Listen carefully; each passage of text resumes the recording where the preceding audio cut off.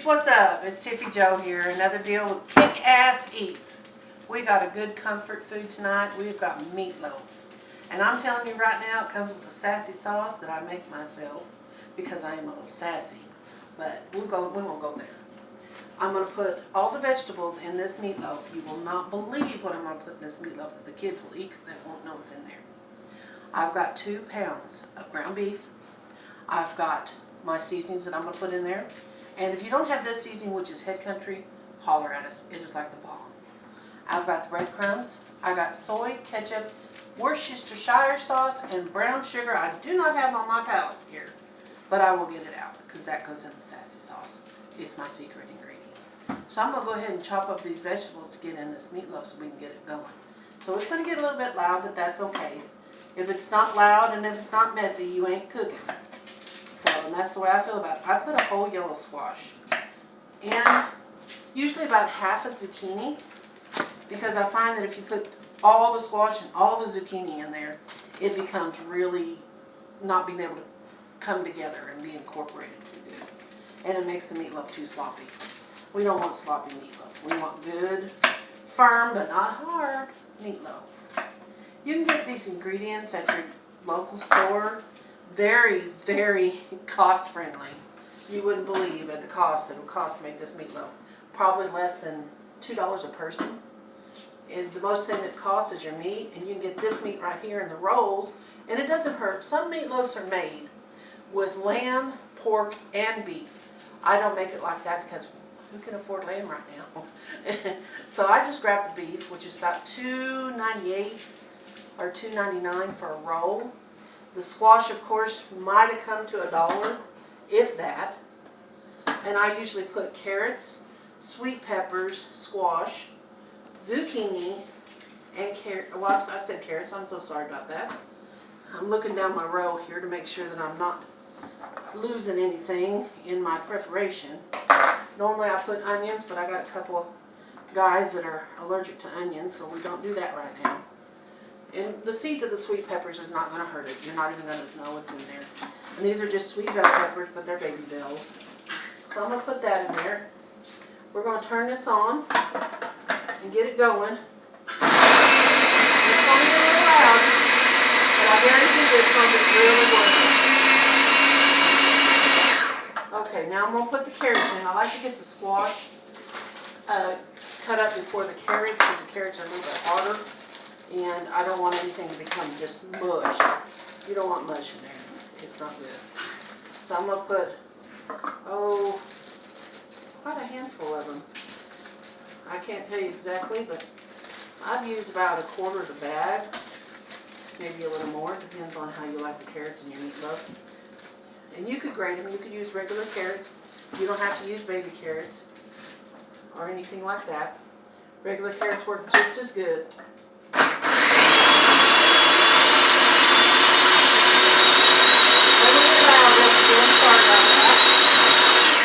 There we go.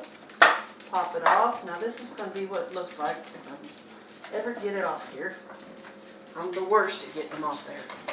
They either twist to the side or twist to the left or whatever. This is what it looks like when you're done. It's kind of looks mushy, but it's not. When you get it in the meatloaf, I'm going to use that right there. You won't even be able to tell it. You can tell the coloring from the carrots, but not from anything else. My kids would not eat their vegetables, and I started doing this, and let me tell you something. For 5, maybe more years, I was making it like this, and my youngest boy come in and he said, "I don't like that." And I said, "Well, you've been eating it for the last 5 years, son." I have not. Well, yes, you have. It's like taking your generic cornflakes and putting it in the Kellogg's cornflake box so they don't know. Yeah, it's like that. We're going to add some garlic, just out of the jar. About 2 teaspoons full. I'm going to start adding white pepper. If you haven't tried white pepper, it is so yummy. I like my white pepper. And I'm going to add some paprika. Get that in there. Yep, and a little more than that. Sorry. Got to add a pinch more. I'm going to add some head country.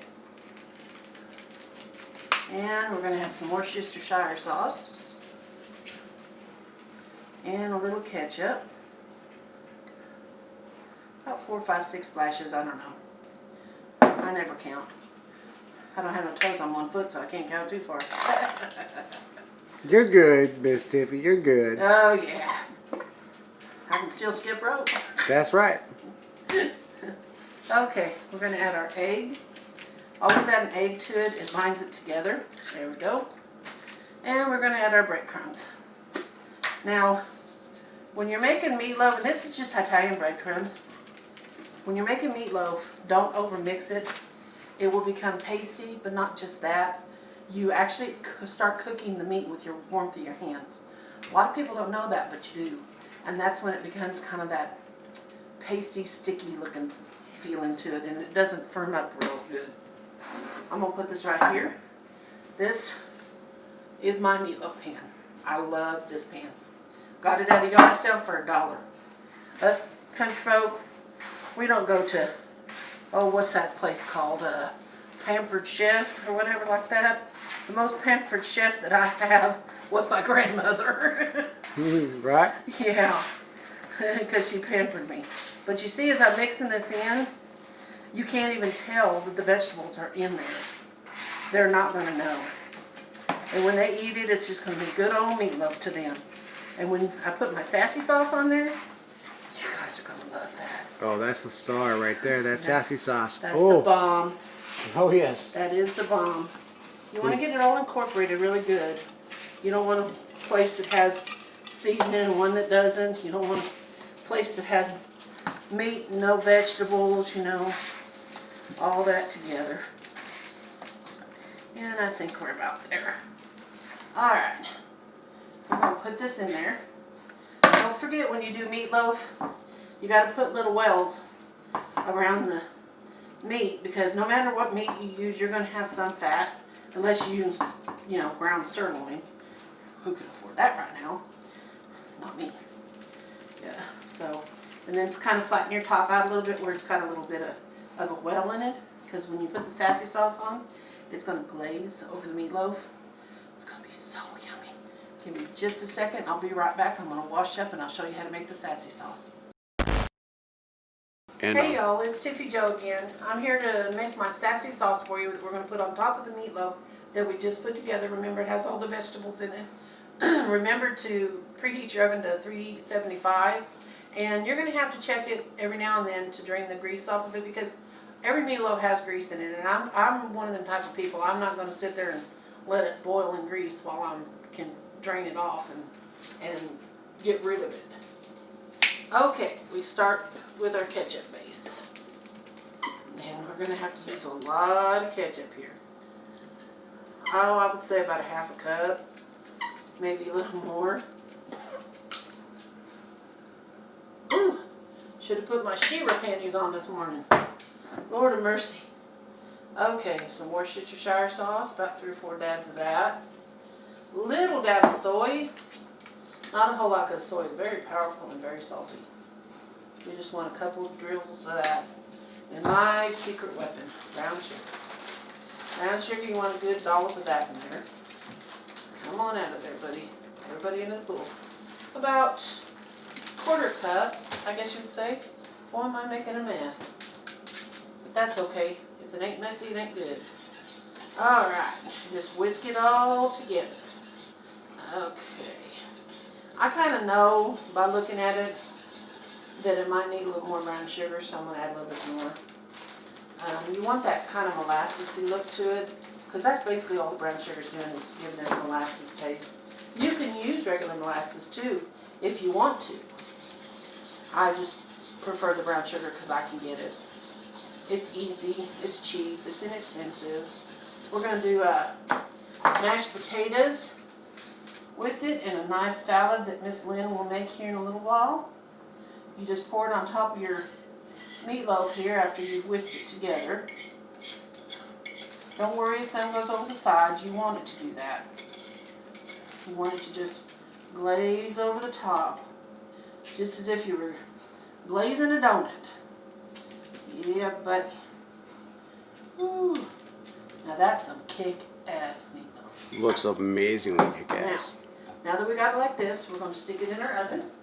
Excuse me for turning my back to y'all. In the oven it goes, 375, about an hour, maybe a little less, depends on how thick you made it. Make sure you drain the grease off of it as it's cooking along, because you don't want a bunch of grease in it. And when I come back, we will have it out of the oven and you get to see what it's like, and maybe I'll have the potatoes and everything done by then, and we can all sit down and have a meal. Check you in a little bit. You're Hey good. folks, it's Tiffy Joe again, and this is the end product of a fabulous, heartwarming, homemade meatloaf. We got the mashed potatoes, the salad, and of course you've got to have some green onion in there. I'm sorry, I'm from the South, we have our green onions. With the sassy sauce and all the vegetables that the kids will never know about, I guarantee you this is one of the best meatloafs you'll make. Remember to like us in the comments below, subscribe, catch us on Kickazz.com, and it's another night of good nights. Stay safe, stay foodie.